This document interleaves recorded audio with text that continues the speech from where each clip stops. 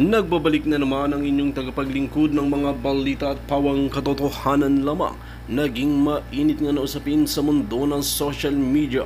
Talaga naman na nagulat nga ang marami, lalong-lalo na ang kampo ni Kuting ng Norte, nang tila kumanta na itong si Rimulya at may isiniwala na nakakagimbal patungkol nga sa nangyayari nilang sabuatan. Dito nga natin makikita na talagang sising-sisi na nga itong si Bojing na ito matapos nga ang mangyari sa kanyang kalusugan na talagang hindi naman naawa ang maraming netizen at talagang naggalit nga dahil nga dapat noon pa itong kumanta nung hindi pa siya nanghihina. Ngunit ayon naman kay Rimulya na bago man ito mawala, bago man ito pumanaw, ay talagang isisiwalat muna ang kabulukan na ginagawa nga ni Kuting ng Norte sa administrasyon na ito. Kasama nga si Kuting ng Norte, Lisa Tanas at Tambaluslos. Matatandaan natin na talagang alipin at tuta nga itong si Rimulya na ito sa mga kabalbalan na ginagawa ni Kuting ng Norte nung siya pa ay malakas. Ngunit ngayon na nanghihina na at talagang malapit ng kunin, ay talagang nagsisisi sa kanyang kasalanan at talagang isisiwalat at ibubunyag muna ang kanyang mga kabalbalan na ginagawa nang sa ganun nga raw ay mabawasan ang kanyang kasalanan. Well mga kaibigan, para nga sa karagdagang impormasyon, panoorin nga natin ang buong video. At kung bago ka lamang sa akin channel, huwag kalimutan i-click ang subscribe button at notification bell para lagi kang updated sa ating mga bagong video. At para sa sulit viewers natin dyan, maraming salamat sa walang sawang pagsuporta. Hi mga palangga, kumusta na kayong lahat? Yes, gising na tayo. Ayan, gising na. Gisingin na rin natin ang ating mga palangga na AFP and PNP. Sabi nga kanina, may nabasa mga junior officers. Hindi ko alam kung ano yung mga roles, yung mga classifications actually ng military. Basta ang alam ko lang, yung pagiging makisig nila at matipuno, yun lang ang pagkakaalam ko. But anyway, yes, nakatulog-tulog na ako. Medyo malat ang boses natin palangga. At ay nako, ni-review ko lang. Nakakain na rin ako. Can you believe kagabi na may nagsasalita si Bisdak. Naantay ko pa sana si Troy doon si Kuya Troy. Alam mo, doon sa EDSA, dyan kayo sa EDSA. Umiga-higa lang ako dito sa couch. Tingin-tingin ako, tapos napaganon na pala ako palangga. Talagang bagsak ang lola nyo, bagsak ang alindog. But again, now, rested na kahit papaano. Pero yung si Kuya Troy kagabi na nagsasalita, grabe yun. Ilocano yun. Grabe ang suporta sa mga bangag yun. Kumbaga, mas may islamang ng konting edad sa akin yon at bata pa lang yun, nagmamarkos na talaga yon. At ngayon, we're thankful kasi nga, gumising at naging kaisa natin. Kaaya-aya, good morning to you, my darling. Corazon Magcover sa lahat po mga paabot ng inyong mga message, ang inyong mga interest na tumulong sa ating mga kababayan. Yung mangilan-ilan po nasagot ko, pero yung iba, ay na-i-forward ko na rin sa ating mga palangga. So yung kaya ko lang sagutin. But yeah, rest assured, lahat po ng inyong mga effort natin lahat, kahit mawala na ako ng boses ng bonggang-bongga dito, para sa ating mga palangga doon na, na talagang tumutulong. I would like to thank also yung aking kaibigan na pumunta doon na talagang nagbigay din ng help. Thank you. Kaya naman ang dami-daming pagkain din na dumating. Sobra nga ang mga pagkain na unstop daw eh. Kaya nga sabi ko, nandoon pa rin sila na natutulog. Ngayon, ang nakarating sa akin information, nung nagising ako, na talagang madaming tao at yung portalet, hindi, kumbaga, nung una yata hindi pinababa kasi ang EDSA is hatian, di ba? Mandaluyong and Quezon City. So, syempre, Sa Mandaluyong, alam mo naman yan, ang kalaban natin dyan is si Tambaloslos. At sa kabila naman, si Tambaloslos, si Abalos, pareho silang Tambaloslos. Pasensya na palangga. Hi, Kayaya. Yun, medyo may hangover pa tayo sa pagod. Ngayon, yung isa sa Quezon City, ang mayor naman dyan ay si Joy Belmonte. But recently, di ba, alam naman natin yan, very Lenny talaga yan. But I hope magkaroon sila ng realization na yung mga tao ngayon, kung nakikita ninyo mga palangga, ang mga tao ay hindi siya organized ng maisog, hindi siya organized ng yung nag-KOJC lang, 'di ba? It's really an organic. At natutuwa ako kagabi, no? May mga followers ako doon na talagang kilala nila yung aking ang bata. Uy, ang bata. So anyway, yung mga palangga ko from Bulacan na nakakilala sa alindog ko na talagang kumakaway. Alam mo, na-recap tuloy ngayon nung ako ay umuwi pangalangga nung meeting di Avance ni Bangag. Nung meeting ni Avance ni Bangag, umuwi ako, I think, nakita ninyo yon sa may Soler Hotel. Ano nyo lang, correct nyo ako pag medyo nagkamali na yung mga sinasabi ko dyan. But anyway, tignan natin to. Ayan. Alright. Ang mga kababayan ko nung meeting di Avance na nagyakapan tayo, umiyak kayo sa akin. Sabi ko sa inyo, ang alam mo, kaya very personal. Sabi ko nga sa inyo palangga kung noon kay Bangag, kung todo ang campaign ko ngayon, kahit hindi makatulog, mapagod, as long as mapanagot natin ang putang inang ito. Kasi nakakaiyak nung meeting de Avance, niyayakap ako ng mga tao doon, ng mga supporters ng BBM Sara.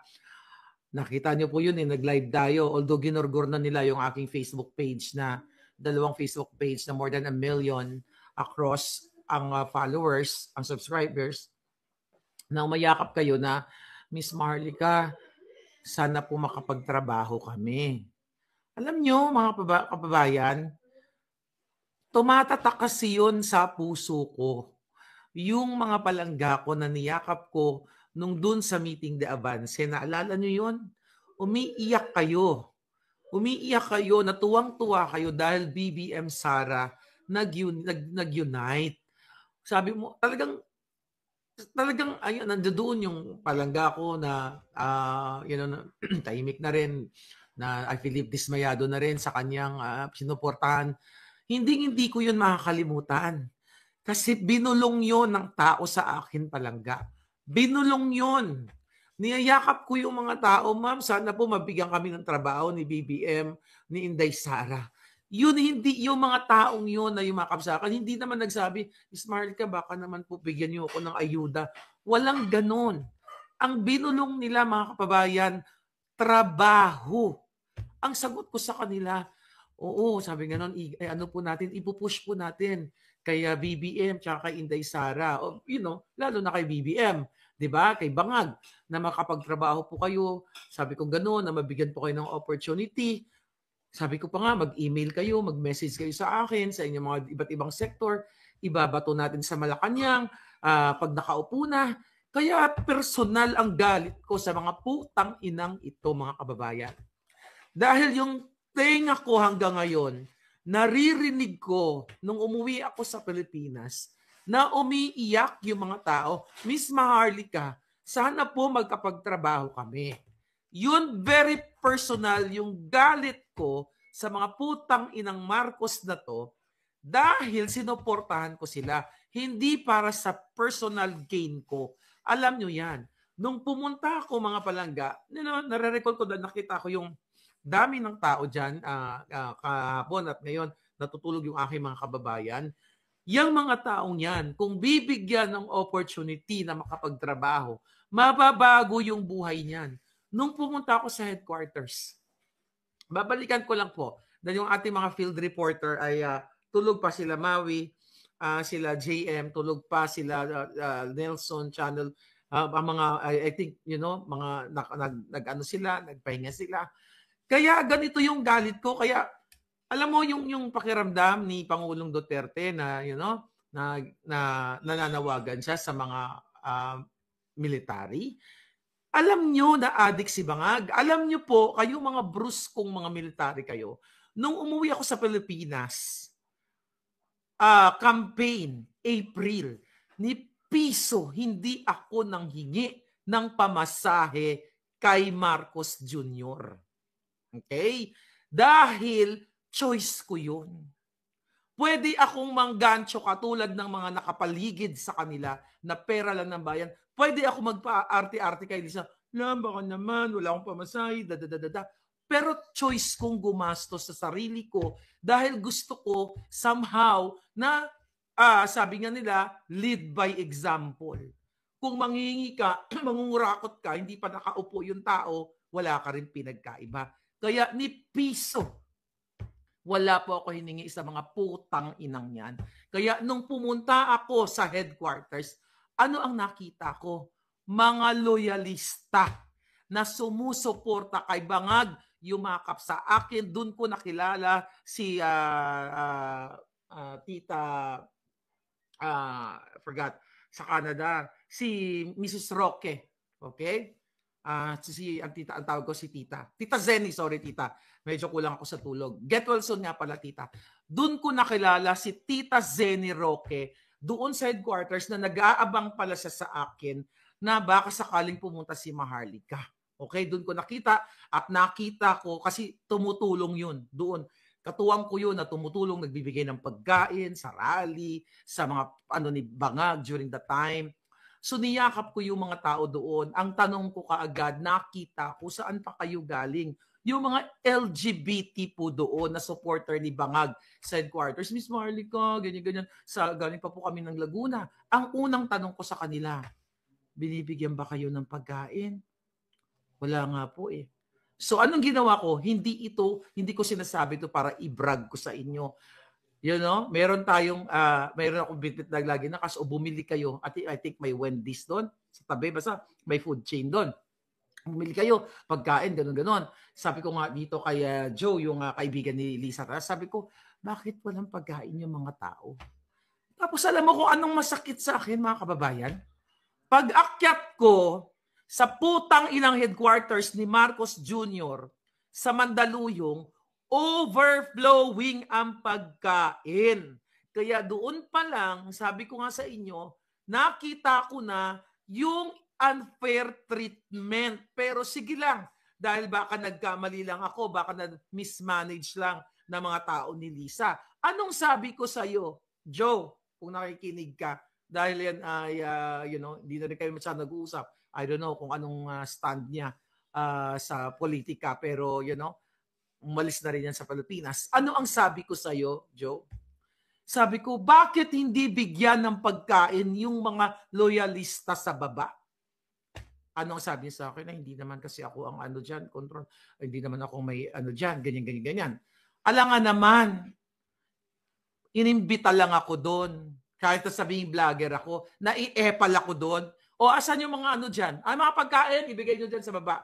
Diba? Hindi ako pwedeng umepal ng ganon. Pero dapat, itong mga hayop na to na nakapaligid kay Marcos Jr., meron silang puso sa mamamayang Pilipino. Ito po yung galit ko. Ito yung pinanggagalingan ko. Kaya sabi ko nga, hindi ako titigil. Hanggat hindi pumapantay ang mga paan ng mga yan. Tapos kayo mga AFP, PNP, kayong mga putang ina ninyo. Hindi po lahat. Yung mga, lalo na ngayon, yung sa isyo kay Inday Sara, pinagsisilbihan nyo ang isang Bangag na nakikita nyong adik. Wala kayong pakialam sa mamamayang Pilipino. Wala kayong pakialam sa mga tao na nagtsatsaga sa init at ulan ng panahon ng kampanya ng Uniteam na yan at umaasa na magkaroon ng trabaho. Bakit ko ramdam yan, mga kababayan? I was there. Nandoon ako. Binulong sa akin.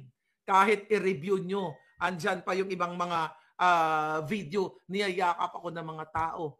Anong sabi? Hindi ko makalimutan. Miss Maharlika, sana po makapagtrabaho po kami pag naupo na si BBM. Yun lang ang hiling ng tao. Trabaho, hindi ayuda. Dahil ang ayuda is one time, big time lang. It's not really big time. One time lang, tapos na. Gutom na yung mga sambayan ng Pilipino. Kaya sabi ko nga sa inyo, kung noon iniistorbo ako ng hayop na Lisa na yan, yung kidnapper na yan, tatawag yung mga staff, Miss Marlica, baka pwedeng interviewin si Bangag, di ba? Kahit madaling araw gumigising ako kasi gusto ko naman yon. Hindi naman ako pinilit kasi akala ko para sa pagbabangon, ganun din kay Inday Sara, di ba? Nabudol tayong lahat. But this time, kahit wala akong tulog, mga palangga, nakita nyo naman, yun nga, nakaupo na lang ako, naborlog na ako ng ganyan, nagulat na lang ako, may nanonood pa rin. Actually, pagising ko, may 1,000 mahigit pa nanonood kahit dark. You know? Siguro inaantay nilang bigla akong bumangon, but you know, I thank you so much mga palangga. So, now what? Itong kay Inday Sara, mga kababayan. Thank you po. Lourdes Villesa, thank you. Itong kay Inday Sara. Tinanggalan nila ng security detail. Ano tawag dito? 75 na security? Panggigipit? Pang-aabuso, pangbababoy, pagpa-power trip ng mga bangag. Mga kababayan, ang sinasabi ng putang inang Marbil na ginagawa nila yan kasi parang may mga lugar o may mga importante na dapat i-ensure ang security. Yun ang reasoning kung bakit tinanggalan ng security si Inday. Although nagpahayag naman si Inday, ano ang pahayag ni Inday Sara dyan?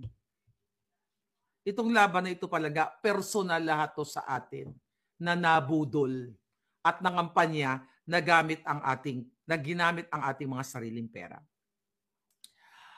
By the way, pwede po tayo magpaakyat, mamaya, tignan lang natin, basta, mamaya paakyatin po natin kayo. Kasi, actually, kailan nyo umakyat mamaya at tulungan ninyo ako, ay kasi meron akong deadline, actually, na kailangan matapos ko bago mag-alas 5, mga statement na dapat kong i-forward and everything para mabuhay naman ako dito sa Amerika. I have until 5 o'clock, pero 1 o'clock pa lang naman. I hope you can help me, but hindi, we can end, we'll see. Mga kababayan. Ano na nga ba yun? Okay, yung kay Inday. Ano sabi niya? Okay? No. Ang sabi ni Inday, I want to assure the public that this order will not affect my work in the office of the Vice President. I do hope, sabi ni Inday, I do hope, however, that with this latest directive of the Chief PNP, we hear less cries from the people regarding the proliferation of drugs in the country and the even fewer shall fall victims to various criminal activities. I'll tell you something. Yang putang inang Lisang yan, pati mga kaklase niya, may PSG. Pero si Inday Sara, tatanggalan ng security. Yung mga pokpok na mga kaklase ni Lisa Tanas, nakasama niya, lagi, mga kababayan, na mula dito sa Amerika, pinauwi niya dyan. Nakalimutan ko na mga pangalan nila. Yung mga masyondang pokpokin na katulad ni Lisa, may PSG. Nung we serve, we give the world our best. At yung Vanessa Hudgens Chuchu dyan, di ba? Ginamit si Vanessa sa tourism. Okay? Yan ay project ni Paul Soriano na Amerikano, na pamangkin, kamag-anak, inaanak ni Lisa, na asawa ni Gonzaga. Paul Soriano na inappoint nila na presidential advisor doon sa communications and everything. Natural born citizen. Ibig sabihin, ipinanganak dito sa Amerika at ang passport, blue passport, ang birth certificate, Amerikano. Bakit ko sinasabi yan? Kasi inappoint nila yan, number 1, paglabag sa batas. Bakit ko kinakwento? Dahil yan, according to my source, may puting ahas, last year, sinabi ko sa inyo yan, yang mga poking inang mga hayop na yan, may PSG. Kung natatandaan ninyo ang ulat ko, may PSG. Ang mga kasabwat ni Lisa na mga smuggler, na mga sindikato, may PSG. si Inday ay binoto ng 32 million Filipinos. Ganito na lang, tanggalan ng putang inang Lisa Marcos at Bangag Jr. at si Marbil dahil addictus benedictus sila. Kaya sabi ko nga sa mga AFP, PNP, mga putang inang mga tiwali kayo, alam nyo na ganyan kademonyo si Lisa. Kayo ang gugurgur kay Inday Sara, pero hindi hayaan ng mamamayang Pilipino dahil ang ating mga palangga, nakita ko nga kahapon at dyan sila natutulog, pumunta kayo, ipagpatuloy nyo yan ang inyong pakikiisa. Dahil napapugaran tayo ng mga authenticated bangag dito sa California. Tatanggalan ng security details si Inday, pero ang nagsusupply kay Lisa Tanas ng pulburon o ng droga, kasama sila, ano pangalan yan? Jojimon. Okay? Itago natin siya sa pangalang Jojimon. Okay? Itago natin sa pangalang mga patatim. Okay? Yan ang mga putang inang mga yan. Pagkasama si Lisa, protektado sila. Ha? Kahit hindi kasama actually, pag may inuutos si Lisa Tanas na mga sindikatong galawan, may PSG. Kailan kayo kikilos? Natutuwa ako dahil nakikita ko yung mga Muslim brothers and sisters natin. By the way, mga palangga, panawagan ko sa inyo. At sana patuloy kayo magdala ng tubig kung magdala man po kayo ng pagkain. At in-advise rin natin sa aking mga palangga, mga angels doon na, pinapacilitate natin na sana pag nagdala po kayo ng ulam at pagkain, wag na lang pong pork, chicken adobo na lang para hindi masira. Wag na po baboy para lahat makakain. Kasi we have also to note, di ba? Isa-isip natin ang ating mga Muslim brothers and sisters at yung iba talaga hindi na kayo kumakain ng baboy dahil maaaring mataas na ang inyong cholesterol o ipinagbabawal na sa inyo. Mag-chicken na lang kayo, mga palangga. Mga kababayan, okay. Mga militar, papayag ba kayo na ang presidente ng Pilipinas ay adik, sabi ni Marivic. Ngayon, mga palangga, tingnan ko lang. Okay. Yeah. So ano ang ginagawa nilang panggigipit ngayon? Patuloy ang panggigipit nila kay Inday Sara. Ito ipakita ko lang. Ito palang itong namatay na AFP o pinatay diyan sa Camp Crame. Ito, umattend pala yun sa Senate hearing pero hindi ko alam ang detalye kung anong nag-mention. Parang hindi naman siya nagsalita. Ito, sinend sa atin. Ayan po yung pinatay diyan sa Camp Aguinaldo. Military lawyer, bakit pinatay yan? Yan, bakit hindi imbestigahan yan, palangga? Ayan itinumba. Bakit hindi imbestigahan ang pagkamatay ng kawawang lawyer natin, mga palangga? Z, gusto mong pumasok? If you want to may gustong pumasok. Okay. Gusto mong pumasok para kailangan mo akong tulungan mamaya, Z, kasi may deadline ako. I have to Okay, sige, tignan natin. Palangga, grabe yan. Ang PSG ni Lisa, kahit walang mandato, kahit hindi first Bangag family, binibigyan niya ng PSG. Yan ang katotohanan, mga kababayan. Kaya nakakagalit ang ginagawa ni Marbil na to dahil pag pinagtripan nila si Inday, 75 na security detail, mga kababayan. Ang tindi ng sikmura nila, sabi ni IPH TV. Okay? Okay. Okay.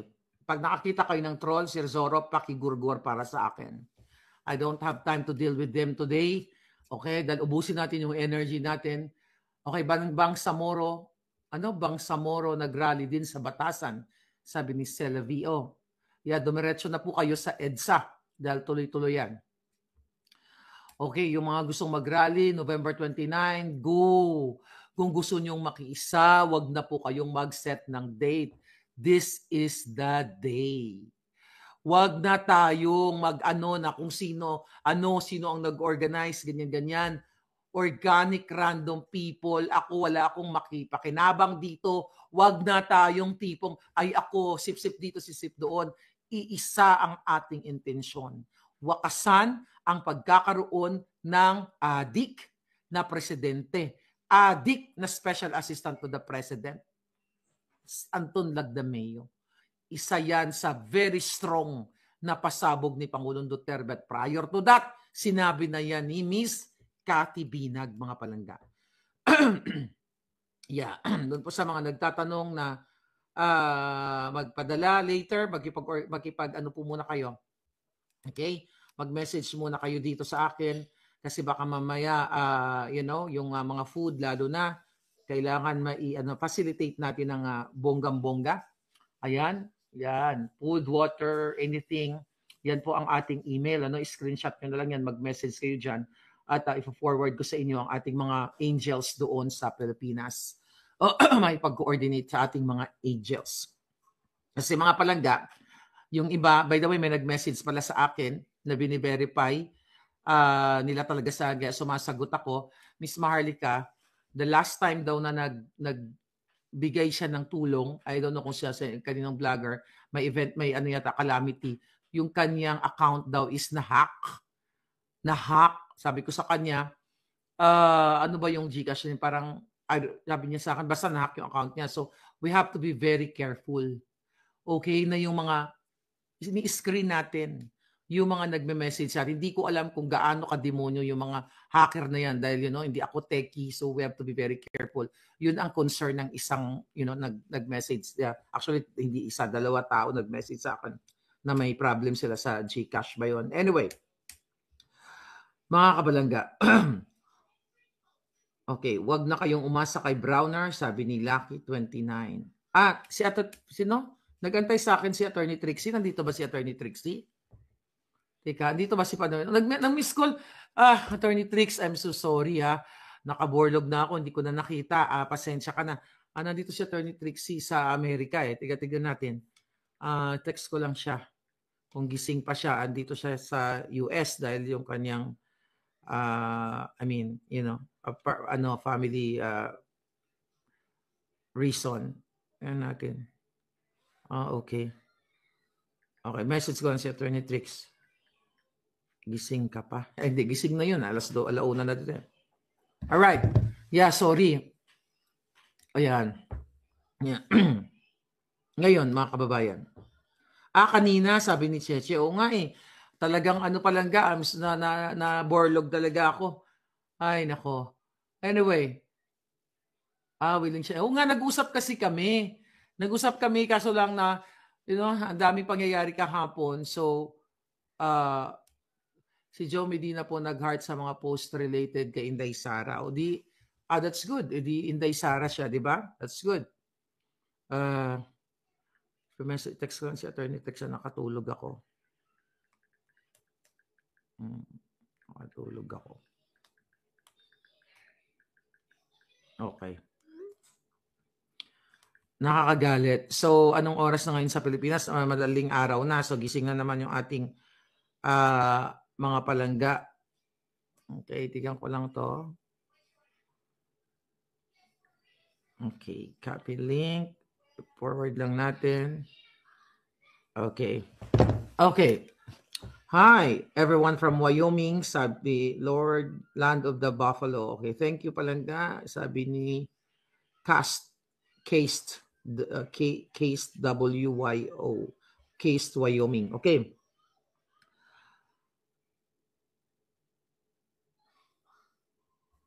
Okay. Sa resort nila yan nagsisession, sabi ni Good Karma. Okay. 4 p.m. na po kay Attorney Trix. Ano ba siya? 2, 3. Ay, oo, kasi wala pala siya sa California. 2, Texas yata siya. 5 a.m. in the Philippines. Sana kung meron ngayon dyan, kasi tulog pa yung ating mga field volunteers. Okay? Ang ating mga field volunteers, ika nga.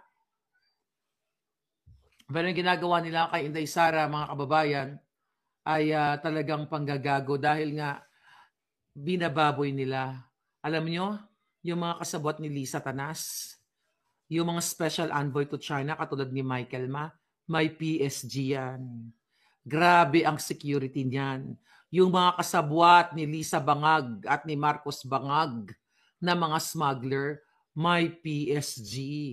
'Di ba? Yaan, diyan ginagastos ang pera ninyo.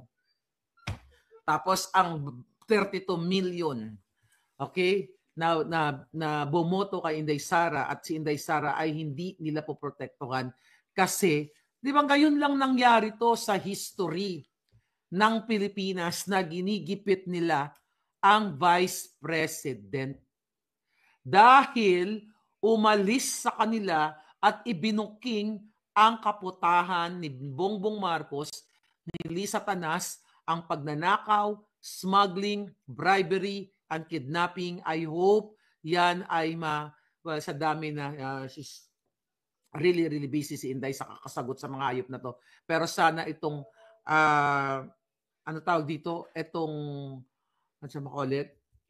kidnapping na kinasasangkutan ni Marcos Jr., ni Lisa Tanas, ng DFA, ni Teddy Boy Locsin Jr. at kanyang asawa, ng DOJ, ng lahat ng mga nakisabwat dito ay mapag-usapan ni Inday Sara.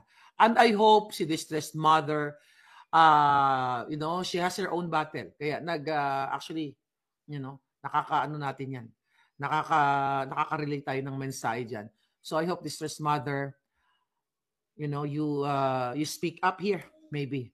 Okay. Si Palangga Z nandito na. Grabe. Magandang umaga, Claire. Magandang umaga sa iyo mga taga-subaybay. Yes, Z. Yes, andito tayo ngayon. Kumusta ang sitwasyon dyan ngayon sa Pilipinas? Maaraw, maulan, ano ba? Palangga, alas 5 ng umaga, madilim pa. Alam mo naman, pagpapasko na sa atin, iba na yung madilim pa rito. Alam ko na talagang ikaw talaga ay sumuporta ka na, bagit mo kanina, naging part ka ng history actually ng mga pakikipaglaban na ito. Please, tulungan natin yung ating mga nanonood, bigyan mo sila muna ng update. Mag-restroom break lang ako, okay? Okay.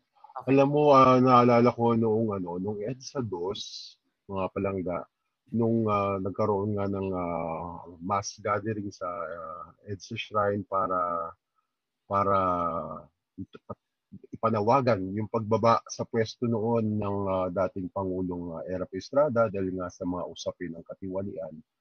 Alam mo, importante noon ang mga malalaking institusyon na nagsama-sama para talagang hikayatin ang ating mga kababayan na lumabas sa lansangan papunta sa EDSA Shrine. At natatandaan ko noon talaga ang isa sa mga unang nanawagan para mga tao ay makiisa dun sa pagtitipon sa EDSA Shrine ay ang mismong simbahang Katoliko. Nabubuhay pa noon si Cardinal Sin, ang nooy Arsobispo ng Maynila. At talagang napakabilis ng pagdami ng mga tao dahil nanawagan siya sa lahat ng mga parokya, sa lahat ng mga eskwelahan na pinamamahalaan ng mga pari o madre.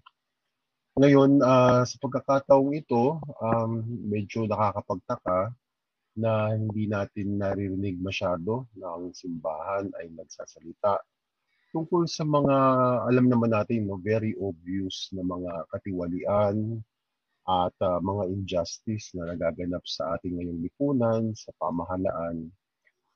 Kaya ipanawagan natin sa ating mga